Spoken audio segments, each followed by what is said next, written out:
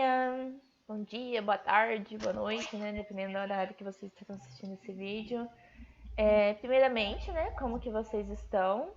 Espero que esteja tudo em ordem. E estamos aqui novamente para falar um pouquinho do conteúdo dessa quinta atividade e também esclarecer um pouquinho sobre as questões, beleza? Então, eu quero que vocês peguem a atividadezinha impressa de vocês, peguem ela, abram, por favor. E vamos começar pela folha de rosto, que é a primeira, e muito importante também, tá? Porque tem muita gente ainda deixando sem nome as atividades. E isso não pode acontecer, porque na hora da gente corrigir, fica difícil adivinhar a quem pertence aquela atividade, tá? Então, vamos nos atentar a isso. Vamos preencher o nome, o número e a série. Isso é muito, muito importante. Antes de mais nada, já peguem e já escrevam aí, tá bom? Então, vamos lá. Vocês vão perceber que o tema da nossa aula, pegando o gancho lá da última atividade, vai ser sobre o período Vargas, né? O período getulista. Só que na aula de hoje nós vamos estudar um período que compreende apenas o governo provisório e a Revolução Constitucionalista de 1932, beleza? Mas primeiro, quem foi Getúlio Vargas? Ele foi uma liderança política que governou no momento de 1930 até 1945, basicamente. Então ele foi um ditador, tá? Não houveram eleições diretas, e quando houve foi indireta, ou então quando houve foi um maçaroco, né? Então ele foi considerado um ditador, e durante o período que é conhecido como Era Vargas, o período getulista, ocorreram transformações significativas, tanto no campo social quanto no campo econômico, ok? Teve um aumento da população urbana em relação à agrária, ou seja, muita gente saiu do campo, né, das fazendas, e migraram e foram para as cidades. Isso levou a um desenvolvimento também industrial de muita importância para a economia nacional, que levou, consequentemente, à ampliação do poder dos empresários, tá? Então, setores médios urbanos, como pequenos empresários, profissionais liberais, sabe aquele pessoal que fica lá que tem esses pequenos comércios? Então, eles cresceram bastante. E também o trabalhador brasileiro ele conquistou coisas importantes na vida política do país durante esse período, tá? Mas, antes da gente dar continuidade, é importante que a gente tenha em mente dois conceitos muito importantes para a gente compreender não só esse período, mas também outros que nós vamos estar estudando mais para frente, tá? Um deles é democracia e o outro é ditadura. Eu acredito que vocês já ouviram falar desses dois termos, desses dois conceitos, né? A democracia é a forma de governo que a gente tem hoje, tá? O que significa isso? Como que os prefeitos, os governadores, os presidentes chegam no poder? Através do voto popular, certo? A pessoa com mais 16, 18 anos vai às urnas, vota, e aquele candidato que tiver maior quantidade de votos é eleito. Isso é uma democracia, tá? A população participa ativamente do processo eleitoral. Não vamos entrar em pormenores, em coisinhas assim, né? Se o sistema de fato funciona ou não.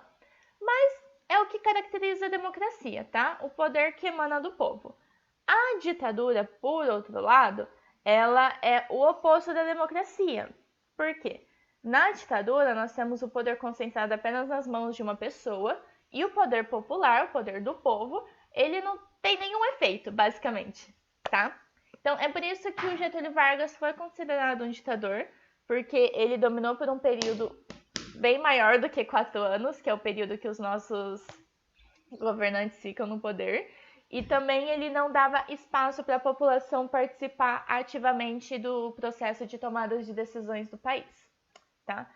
Então, os historiadores, né, os detetives da história, eles dividem o período getulista em 3 fases: o governo provisório, o governo constitucional e o Estado Novo. Nessa aula de hoje, nós vamos estudar somente o governo provisório e, dentro dele, a Revolução Constitucionalista de 1932, que foi um contratapa deste governo provisório, vamos dizer assim. Beleza? Beleza. Então, vamos prosseguir. Então, vamos lá, vocês vão ver na folhinha de vocês um textinho sobre o governo provisório, tá? Em suma, né, resumindo, o que foi esse governo provisório? O governo provisório, ele foi o período em que Vargas acabou de chegar na presidência, foi lá, cheguei, e aí eu tenho que tomar algumas medidas, né? Vamos supor assim, o Vargas começou a tomar algumas medidas para assumir o controle político do país. E qual que foi a sua tendência, né? Lembrando, na condição de um ditador, ele teve uma medida centralizadora na política. Porque lembra como que era antes? Quem que mais mandava no país? Não era bem o presidente, eram as oligarquias, né, de cada estado, de cada setor. Lembra o que é a oligarquia? As oligarquias eram esses pequenos grupos, né, esses grupos de pessoas muito ricas, né, muito influenciadoras, que dominavam tanto o setor econômico quanto o setor político. Então, antes o poder ficava nas mãos dessas pessoas, desses grupos. E aí Vargas tomou medidas para enfraquecer essas oligarquias estaduais, né? E aí, entre as suas primeiras providências, o que foi? A suspensão da Constituição Republicana de 1891, né, o que caracterizou nós como Primeira República, o fechamento de órgãos do Poder Legislativo. Se lembram o que é o Poder Legislativo? O Poder Legislativo, ele fica encarregado da criação de leis. E quem ocupa esses cargos? Deputados, senadores, vereadores. Então ele fechou. É como se, não, vocês não mandam mais. Agora quem manda sou eu, o presidente, eu, Vargas, tá? Então ele fechou esses congressos nacionais, as assembleias legislativas e as câmaras municipais. E também ele teve a indicação de interventores militares ligados ao movimento tenentista para chefiar os governos estaduais. Então, ele utilizou um pouco aí da força militar de forma a controlar e também intervir, né, na chefia desses governos estaduais. Então, essas foram algumas medidas que Vargas tomou aí em primeiro plano, tá? E aí, com a nomeação desses interventores, né, dessas pessoas que vão ficar responsáveis pelos estados, teve a criação do Código Eleitoral de 1932. Com isso, Vargas procurou acabar essa estrutura política que tinha na Primeira República, né? Que era bem coronelista, que tinha o poder pautado nas mãos dessas oligarquias estaduais. Porém, isso eliminou a força desses grupos políticos? Eliminou? Não. Mas reduziu o poder dessas oligarquias. Isso ficou a Deus dará? Fiz isso e quem tinha o poder simplesmente aceitou e foi de boa? Não. Teve uma reação por parte desses grupos que acabaram perdendo o poder e a influência que antes tinham. E é isso que a gente vai ver agora com a Revolução Constitucionalista de 1932. Então, essa Revolução Constitucionalista, ela foi uma reação das medidas, das providências criadas por Vargas nesse primeiro momento do governo provisório, tá? Então, conforme Vargas ele foi se revelando centralizador, né, diminuindo, enfraquecendo o poder dessas oligarquias, ele começou a ficar preocupado com a questão social e também defender as riquezas nacionais, tá? E aí, o que aconteceu? Antes, quem que era o polo econômico, político até, né, e social do país? Era São Paulo, né? Eram as oligarquias paulistas. Então, eles, descontentes com essas medidas do Vargas, eles buscaram retomar o controle dessas práticas existentes na Primeira República, tá? E aí, eles não gostaram do interventor que foi nomeado em São Paulo, que foi o João Alberto Barros. E aí, o que eles fizeram? Eles reivindicaram a nomeação de um interventor paulista e civil. Então, eles queriam, eles mesmos, escolher um interventor responsável pelo seu estado. Outra exigência desses grupos descontentes foi novas eleições. Eles não estavam contentes com as medidas de Vargas, então eles queriam novas eleições. E também a convocação de uma Assembleia Constituinte, tá? Aquela que ia dar ainda controle sobre o sistema eleitoral. Porque a oligarquia paulista não gostou nada de perder o seu poder. Opa, que história é essa? Eu não mando mais na política do país, eu não tenho mais o que falar. Então eles não gostaram, tá? E aí, é daí que vem o nosso feriado de 9 de julho, tá? O 9 de julho é referente a este movimento republicano, que é a Revolução Constitucionalista de 1932. E 4 estudantes, em 1932, o Martins, Miragaia, Dawes e Camargo, que suas letras iniciais MMDC se tornou a sigla símbolo para esse movimento, eles morreram em confronto com a polícia. Porque eles faziam uma manifestação contra o governo federal, e aí a morte desses 4 estudantes virou o estopim para esse movimento constitucionalista no estado, tá? Ele mobilizou cerca de 30 mil homens paulistas, pessoal. A maioria era formada por policiais estaduais. Todos esses descontentes, eles buscavam essas novas eleições, essa nova Assembleia Constituinte, porque eles não estavam muito felizes com a forma com que Vargas estava conduzindo as coisas, tá? E os industriais paulistas, né, a galera que responsável pelo setor econômico, eles ajudaram na fabricação dos armamentos, porque estava ali defendendo os seus interesses. Porém, os paulistas, né, eles ficaram isolados do país. Eles só tiveram apoio, assim, ou quase isso, do Mato Grosso. Mato Grosso foi o único que acompanhou as forças paulistas, mas o restante do país estava com Vargas, vamos dizer assim. Tudo bem? Aí aqui a gente tem, como vocês podem ver na folhinha de vocês, 2 cartazes que eles convocavam os paulistas, né, para as manifestações. E aí a gente tem documentado que esse conflito, né, entre os paulistas e o governo Vargas durou cerca de 3 meses e, é claro, eles foram derrotados pelas tropas federais. Porém, os paulistas, eles tiveram a vitória, apesar de terem sido derrotados, tá?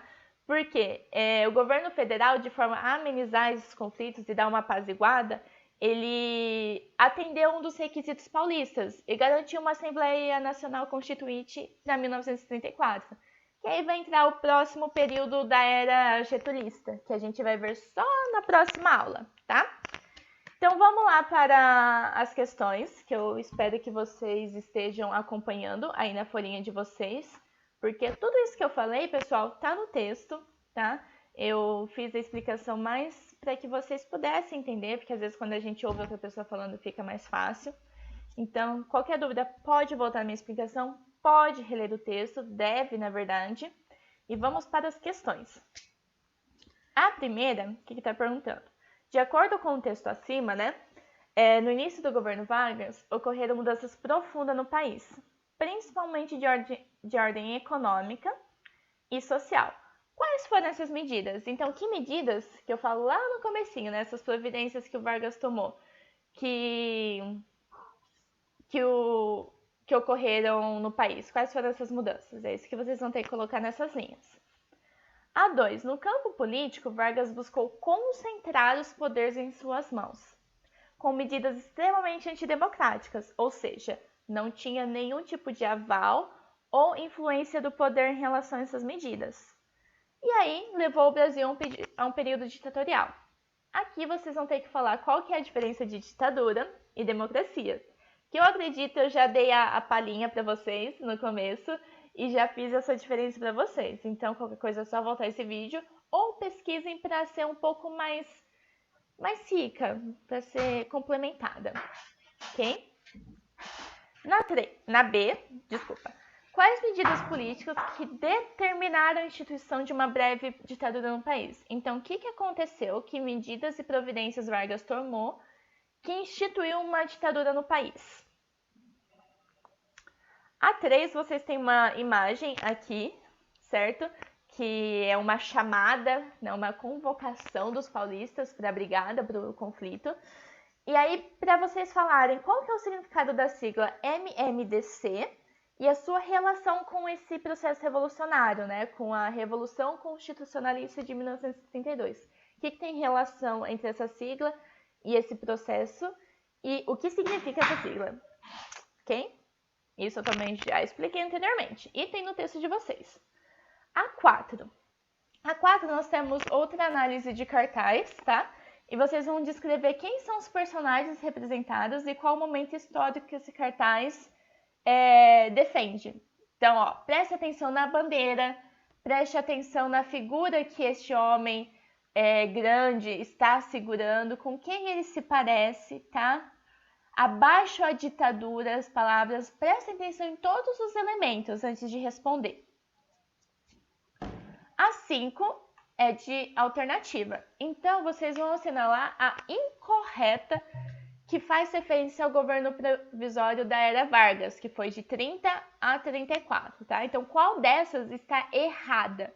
Ou seja, 4 estão certas, 4 fazem sentido, só que uma não tem nada a ver. É isso que vocês vão ter que assinalar. A 6, vocês têm um quadrinho aqui para preencher sobre a Revolução de 30, né? O momento que Vargas entrou no poder e assumiu o cargo da presidência da República, e a Revolução de 32, aquele movimento descontente com as medidas que Vargas estava tomando. Então, vocês vão ter que preencher com o local da revolta, onde que aconteceu em 30 e onde que aconteceu em 32. Quem participou em 30? Quem participou em 32? O que o movimento de 30 procurava defender? O que o movimento de 32 defendia? Qual que era a bandeira que defendia? E quais foram os resultados, né? O que trouxe a Revolução de 1930 e o que a Revolução de 1932 trouxe, beleza? Na 7, vocês têm outra de alternativa que está perguntando o seguinte: a Revolução Constitucionalista de 1932 é considerada como uma reação do Estado de São Paulo por causa de todo o poder que havia perdido, politicamente falando, desde a Revolução de 1930. A respeito da Revolução Constitucionalista de 1932, assinale a alternativa correta. Então, aqui é sobre o movimento revolucionário que aconteceu lá em 1932. Ok? A 8, vocês têm um textinho aqui que fala um pouquinho sobre aquela crise de 1922. Se lembra que aconteceu nos Estados Unidos? A Bolsa quebrou em 1929 nos Estados Unidos e isso teve efeito global. Por quê? Como os Estados Unidos era uma grande potência na época, né, muitos países, principalmente os de terceiro mundo, dependiam dele. E não foi diferente para o Brasil. O Brasil, por exemplo, que era o principal exportador de café no mundo, né, tinha os Estados Unidos como principal comprador.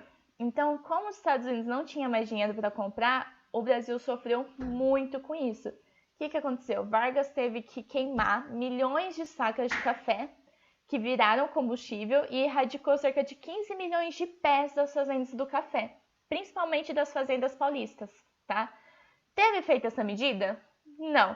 Então, qual que foi a solução? Implementar uma política agrícola regional que incentivasse o mate lá no Rio Grande do Sul, cacau na Bahia, a cana-de-açúcar em São Paulo, e foi aí que instalou as usinas na região de Ribeirão Preto, como a de São Martinho, que vocês vão ver aí. A usina São Martinho, ela foi fundada em 1948. Antes, ela pertencia ao município de Guariba. E aí, em 59, né, por meio de uma lei, o distrito de Pradópolis foi desmembrado de Guariba, ganhando autonomia, e virou um município a partir de então.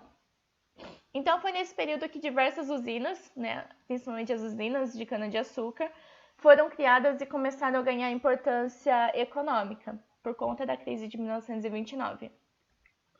Então, depois da leitura desse textinho, vocês vão observar a imagem e explicar qual é o tema principal do texto, tá? Na B, qual foi a medida tomada pelo governo em relação ao café durante a crise de 29? Então, o que o governo fez em relação à crise do café? Quais foram as medidas tomadas? E a C. Por que o governo foi obrigado a tomar essa medida? Por que eles tiveram que fazer isso? E essa medida resolveu o problema? A D. Qual que foi a solução para amenizar, ou seja, para não afetar tanto assim a crise econômica brasileira implantada pelo governo a partir de 1930? O que eles fizeram para não depender tanto do café? Porque eles viram que foi punk, né, na hora que a crise chegou. Então é isso, tá, pessoal? Espero que vocês tenham entendido, que vocês tenham gostado da aula, tá? Qualquer dúvida, perguntem no WhatsApp. Não hesitem em chamar, que eu estou sempre disponível de segunda a sexta até às 6 da tarde, beleza? Então é isso. Fiquem bem, continuem se cuidando. Um beijo e até a próxima!